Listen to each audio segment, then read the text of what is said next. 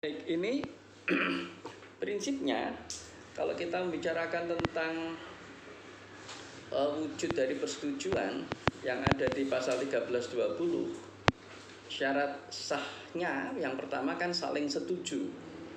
Ya, saling setuju di konsep ini itu bukan informed consent.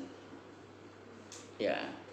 Jadi saling setuju di kontrak terapeutik itu merupakan saling setuju dalam rangka untuk membangun pondasi kontrak terapeutik.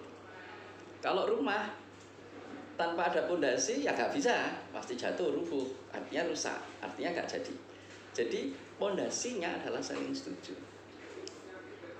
Jadi mudahnya ada pasien dewasa datang ke praktek dokter pribadi. Ingat, pasiennya sudah dewasa, artinya dia cakap. Kemudian dia sakit, anggap aja sakitnya batuk pilek panas gitu ya. Kemudian datang ke dokter, ya kemudian anggap aja tidak ada petugas administrasi pendaftaran, dia langsung ngetuk-ngetuk pintu, ya pasien pertama katakan gitu. Kemudian dokternya datang, ya. Kemudian dokternya bilang, ada apa, Bu? Mau periksa dok?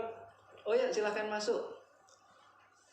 Oke ya, jadi pasiennya sakit, dia datang ke praktek dokter, mengetuk pintu dan bilang sama dokter, dok mau periksa dok? Oh ya silakan masuk. Kira-kira pasien mau diperiksa enggak? Memang dia mau diperiksa kan? Mau periksa. Dokternya dengan mempersilahkan masuk setelah pasiennya bilang, dok mau periksa? Oh ya silakan masuk. Dokternya mau meriksa enggak? Jadi secara tersirat walaupun tidak mengatakan kata setuju ya, dok setuju saya mau periksa, oh ya saya setuju, kan nggak ada kata-kata setuju yang muncul, tapi dari perilaku muncul sebuah realita perwujudan persetujuan. Seperti itu menunjukkan saling setuju itu ada. Kemudian lebih-lebih setelah itu silakan duduk Bu, pasiennya duduk di tempat pasien, dokternya balik di meja itu, kemudian bertanya, sakit apa Bu? Panas, batuk, pilek. Oh ya sebentar, sudah pernah periksa ke sini? Belum pernah dok. Gitu ya. Akhirnya dia ngambil kertas, bikin di rekam medis. Namanya siapa Bu? Siti gitu ya. Umurnya berapa? 40 tahun gitu misalnya. Dicatat semua keluhannya gitu ya. Nah, ini menjadi ya gambaran ya adanya saling setuju. Saling setuju untuk membangun kontrak terapi. Yang pertama saling setuju itu. Tapi sebetulnya konsep saling setujunya sudah tersirat sejak awal. Nah, ini yang disebut saling setuju ya dalam rangka membangun kontrak terapeutik. Setujunya pasien tadi bukan informed consent. Ya, itu setuju dalam rangka membangun kontrak terapeutik. Ya, ini pengertian pertama. Setuju yang dilahirkan oleh pasien sebagai bentuk ya pembangunan atau untuk membangun kontrak terapeutik. Setelah kemudian berjalan tadi, pasiennya kemudian wawancara, namanya anamnesis. Kemudian dokternya bilang, ibu tolong ke tempat tidur, gitu ya. Kemudian ibunya ke tempat tidur, dokternya kemudian, ibu saya tensi ya. Oh ya dok, sekalian dok mau periksa tensi juga ini ya. Ya Bu, pada saat dokternya mau menensi, ya dokternya bilang Bu, ibu mau saya tensi. Oh ya dok, gitu ya. Pasiennya setuju ya ditensi. Nah setujunya pasien ini yang disebut dengan informed consent, gitu ya. Persetujuan yang dilahirkan oleh pasien setelah mendapat keterangan dari dokter. Dokternya memberikan keterangan apa? Bu, ini mau saya tensi, gitu aja.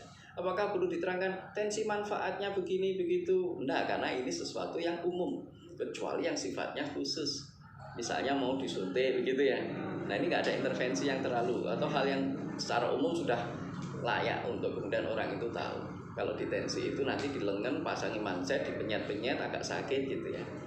Artinya informasi yang diberikan dokter dengan mengatakan Bu mau saya tensi, oh ya dok silahkan misalnya gitu ya. Kata-kata pasien silahkan ini setuju yang diwujudkan oleh pasien ya dalam rangka membentuk informed consent. Ingat tuh yang membuat persetujuan pasien bukan dokter. Dokternya memberikan informasi jenis tindakan medis yang akan diberikan. Jadi informed consent itu merupakan bentuk persetujuan sepihak dari pasien dalam rangka ya menyetujui tindakan medis yang akan diberikan dokter. Walaupun tindakan medis itu sederhana loh, Nancy, itu kan tindakan medis itu. Jadi beda sekali ya. Kalau saling setuju yang pertama itu tidak persetujuan sepihak. Ya, pasiennya harus setuju, dokternya harus setuju. Karena dalam rangka membangun kontrak terapeutik. Nah, persetujuan yang kedua ini yang dibuat oleh pasien, ini persetujuan sepihak. Dokternya setuju, pasien boleh tidak setuju. Dan kalau tidak setuju, tidak membatalkan kontrak, hanya membatalkan tindakan medis tadi. Oh, nggak usah ditensi dok, normal biasanya malah saya rendah kok. Gitu. Lebih-lebih pasien ini misalnya sudah pasien yang berkali-kali. Oh iya memang itu biasanya rendah. Ini nggak perlu ditensi, nggak usah dok. Misalnya gitu. Lengan saya ini kebetulan bajunya ketat jadi nggak bisa dinaikkan. Oh nggak apa-apa nggak dinaikkan. Misalnya gitu ya dokter yang ngomong. Oh nggak apa-apa dok, nggak usah aja ya sudah gitu. Jadi boleh ditolak keinginan dokter tersebut, namanya pasien tidak memberi persetujuan. Begitu ya. Disebut informed refusal, penolakan tindakan. Wujud informasinya berarti pasien menolak. Itu perbedaan persetujuan. Jadi kamu harus paham sekali bentuk persetujuan ini. Karena sering-sering persetujuan yang tidak diberikan oleh pasien dalam tindakan itu dikatakan membatalkan kontrak. Enggak, itu tidak membatalkan kontrak. Karena kontrak itu sudah dibuat awal-awal. Oh, jadi informed consent itu setelah kontrak? Iya, setelah kontrak. Dan informed consent tidak satu, tindakannya berapa? Banyak. Kalau banyak ya berarti sebanyak itu semuanya harus ada informed consent. Oke, konsepnya begitu ya. Jadi beda sekali antara saling setuju dalam membangun kontrak terapeutik dengan informed consent. Karena informed consent hanya sepihak dari pasien.